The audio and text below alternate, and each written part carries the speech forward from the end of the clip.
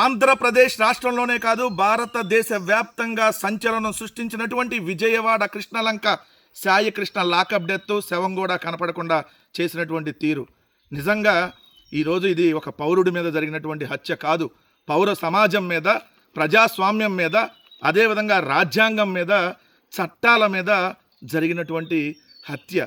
డైరెక్ట్గా ఒక ప్రభుత్వం ఇన్వాల్వ్మెంట్ అయ్యి ప్రభుత్వం పోలీసులను అడ్డం పెట్టుకొని ముఖ్యమంత్రి చంద్రబాబు నాయుడు ఇంటికి 7 కిలోమీటర్ల దూరంలో ఉన్నటువంటి కృష్ణలంక పోలీస్ స్టేషన్లో అత్యంత క్రూరంగా హింసించి ఒక కాపు సామాజిక వర్గానికి సంబంధించినటువంటి 23 ఏళ్ల యువకుడిని ఏదైతే క్రూరంగా హింసించి చంపేసి డెడ్ బాడీ కూడా మాయం చేసినటువంటి సంఘటనలో లేటెస్ట్ అప్డేట్స్ చూస్తూ ఉంటే కమిషనర్, విజయవాడ పోలీస్ కమిషనర్గా ఉన్నటువంటి రాజశేఖర్ బాబు సీరియస్ అయ్యాడంట. కొద్దిగన్నా ఉండాలి చెప్పడానికి. సీరియస్ అయ్యావా? 50 రోజులైంది ఆ యువకుడు కనపడకుండా పోయి, ఇప్పుడు నువ్వు సీరియస్ అయ్యావని చెప్పి డ్రామాలు ఆడుతున్నావా? ఎందుకు సీరియస్ అయ్యావు?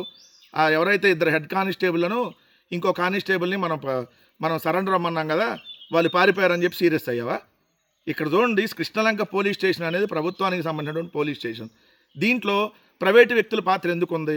అక్కడ ఒక ప్రైవేటు వ్యక్తి, ఎవరు ఆ ప్రైవేటు వ్యక్తిగా ఉన్నటువంటి సురేష్, ఇతనంట అక్కడ రౌడీ షీటర్లకు కౌన్సిలింగ్ ఇస్తాడంట, నిందితులను విచారిస్తాడంట, అక్కడే సెటిల్మెంట్లు చేస్తాడంట, స్టేషన్కి వచ్చినటువంటి కేసులన్నింటినీ సెటిల్ చేస్తూ ఉంటాడంట ఈ ప్రైవేటు వ్యక్తి సురేష్.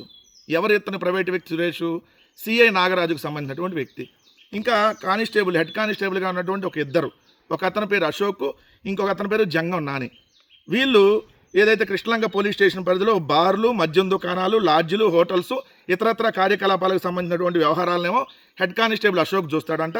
స్టేషన్ పరిధిలోని రౌడీ షీటర్లు, పాత నేరస్తులతో సఖ్యతగా ఉండటం, బెదిరింపులకు పాల్పడటం, నేరస్తులను స్టేషన్కి తీసుకొని రావటం, ఇలాంటివి హెడ్ కానిస్టేబుల్ నాని చూస్తాడంట. ఇది అసలు ప్రైవేటు స్టేషనా, పబ్లిక్కి సంబంధించినటువంటి పోలీస్ స్టేషనా? సెటిల్మెంట్లు, రౌడీలు, దందాలు అవన్నీ మీరు ఒక 2-3 వ్యక్తులను పెట్టుకొని సెటిల్ చేస్తా కూర్చుంటే ఇంక ఈ ప్రజాస్వామ్యం ఎక్కడుంది? అది కూడా మరి డాష్ బోర్డులో చూస్తే కనపడలేదు చంద్రబాబు నాయుడు గారికి. ఆయన ఇంటికి ఎగ్జాక్ట్గా 7 కిలోమీటర్ల దూరంలో ఇది జరిగింది. రెండో అంశం చూస్తే 32 TBC అంటే 32 టెరాబైట్స్ సీసీ ఫుటేజ్ని లేపేశారంట. 32 టెరాబైట్స్. నార్మల్గా ఒక టెరాబైట్ అంటే 17,000 గంటల ఆడియో, 2.5 లక్షల నుంచి 3 లక్షల ఇమేజెస్ ఉంటాయి ఒక టెరాబైట్. అలాంటిది 32 టెరాబైట్ల సీసీ ఫుటేజ్ని లేపేశారంట.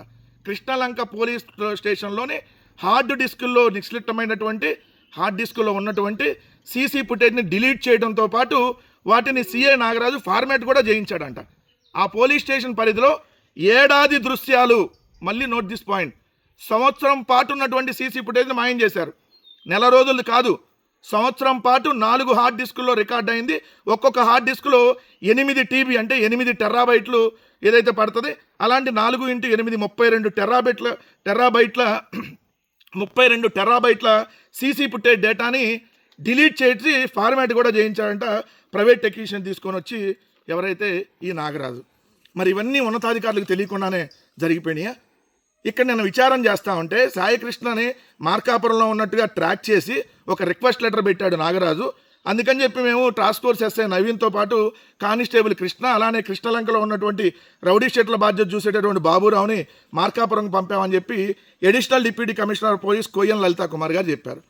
నెక్స్ట్ ఏసీపీ మానస గారిని, అదేవిధంగా డీసీపీ కృష్ణకాంత్ పటేల్ని విచారించినటువంటి సిట్ అధికారులు సిఐ నాగరాజు సాయికృష్ణను తీసుకొచ్చిన విషయాన్ని మీ దృష్టికి తీసుకొచ్చారా అని అడిగితే NBW జారీ అయిన తర్వాత నిందితులను పట్టుకొని కోర్టులో ప్రవేశపెట్టిన తర్వాత మాత్రమే తెలియజేస్తాము. సో సాయికృష్ణ విషయంలో మాత్రం ఏ విషయం తెలియజేయలేదని వివరించారంట. మరి సాయికృష్ణ విషయంలో ఏ విషయం తెలియజేయకపోతే మరి టాస్క్ ఫోర్స్ ఆధ్వర్యంలోనే కదా సాయికృష్ణ తీసుకొని వచ్చింది, మరి కోర్టులో ప్రొడ్యూస్ చేశాడా లేదా? మరి మీరు ఎందుకు అడగలా? ఏసీపీ అదే డిప్యూటీ ఏసీపీ అడగలా, ఏసీపీ అడగలా, సిపి అడగలా. సిపిని తల్లి 28వ తారీఖు కలిసింది, ఆయన నో రియాక్షన్. సాయికృష్ణ గారి తల్లి ఏదైతే ఎఫ్ఐఆర్ అదే 28వ తారీఖు, మే 28వ తారీఖు వెళ్ళి సిపిని కలిస్తే రెస్పాండ్ అవ్వాలా. కానీ ఎఫ్ఐఆర్ ఎప్పుడు కట్టారు? జూన్ 19 కట్టారు. అతను సిఐని విఆర్కి పంపింది ఎప్పుడు? ఏదైతే జూన్ 14వ తారీఖున. ఇక్కడ చూడండి, డిప్యూటీ అడిషనల్ కమిషనర్ ఆఫ్ పోలీస్కి తెలియదు, అడిషనల్ కమిషనర్ ఆఫ్ పోలీస్కి తెలియదంట, కమిషనర్ ఆఫ్ పోలీస్కి తెలియదంట, హోంమంత్రికి తెలియదు, డీజీపీకి తెలియదు, ఈ రాష్ట్రంలో ఎవరికి తెలియదు. మరి ఎలా మాయమయ్యాడు? పోలీస్ స్టేషన్లో ఉన్న కానిస్టేబుల్కి తెలియదు. దాదాపు 100 మంది ఉన్నారు అక్కడ. నలుగురు ఎస్ఐలు ఉన్నారు, వాళ్ళకి తెలియదు. ఇది పక్కా ప్రీ ప్లాన్డ్ మర్డర్. సాయికృష్ణను చంపేసి తర్వాత ఆ ఇద్దరు కానిస్టేబుల్ మేనమామ నవరంగ్ ఇంటికి వెళ్ళారు. నవరంగ్ ఇంటికి ఎందుకు వెళ్ళారు? అదేవిధంగా జనసేనకు సంబంధించినటువంటి అమ్మిశెట్టి వాసు ఆల్రెడీ వెళ్ళి సెటిల్మెంట్ కోసం ఎందుకు వెళ్ళాడు? సంవత్సరం పాస్ సీసీ ఫుటేజ్ ఎలా డిలీట్ అయ్యింది? శ్మశానంలో సీసీ ఫుటేజ్ కూడా కనపట్టలేదు. స్వర్గపురికి సంబంధించి బస్ స్టాండ్లో సీసీ ఫుటేజ్ ఏమైంది? ప్రైవేట్ హోటల్లో సీసీ ఫుటేజ్ ఏమైంది? కృష్ణలంక పోలీస్ స్టేషన్ ఎదురుగా పక్కన ఆ రోడ్లో ఉన్నటువంటి సీసీ ఫుటేజ్ ఏమైంది? ఆ వెహికల్ తీసుకొచ్చిన వెహికల్ ఎవరిది? Private vehicle. ఇవన్నీ ఖచ్చితంగా సమాధానం రావాలి. ఇది ఖచ్చితంగా పౌర సమాజం మీద జరిగినటువంటి హత్యగా మనం ఇది భావించాలి. ఖచ్చితంగా సిబిఐ ఎంక్వైరీ, ఈరోజు తల్లిగారు కూడా సిబిఐ ఎంక్వైరీ అడుగుతున్నారు. ఎందుకంటే అపోజిషన్ పార్టీగా జగన్మోహన్ రెడ్డి గారు, అదేవిధంగా వైఎస్ఆర్సీపీ మానవ హక్కుల కమిషన్ కలవటం, ఈరోజు నేషనల్ మానవ హక్కుల కమిషన్ కూడా సీరియస్ అవటం, సో ఇవన్నీ జరిగినాయి. కాబట్టి ఖచ్చితంగా దీని మీద సిబిఐ ఎంక్వైరీ వేస్తే నిజ నిజాలు బయటకు వస్తాయి. పోలీసు బాస్ ఎవరో, అంతకు ఆయన పైన ఉన్న పోలీస్ బాస్ ఎవరో, అంతకు పైన ఉన్నటువంటి పొలిటికల్ బాస్ ఎవరో మొత్తం బయటకు రావాలని చెప్పి వైఎస్ఆర్ కాంగ్రెస్ పార్టీ డిమాండ్ చేస్తా ఉంది.